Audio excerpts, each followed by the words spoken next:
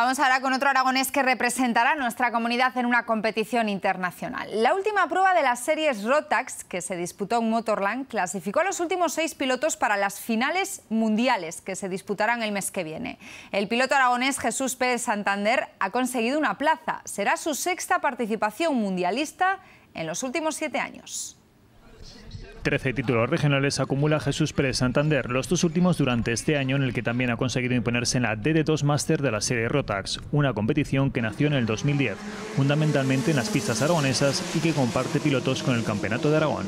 En la serie Rotax estamos unos 200 pilotos aproximadamente compitiendo, pilotos a nivel nacional, también pilotos portugueses, y dentro de la categoría en la que yo corro, la DD2, pues como siempre he intentado buscar mucho la regularidad, ir cogiendo puntos para asegurar el objetivo principal, que es ganar en la clasificación de los DD2 Master.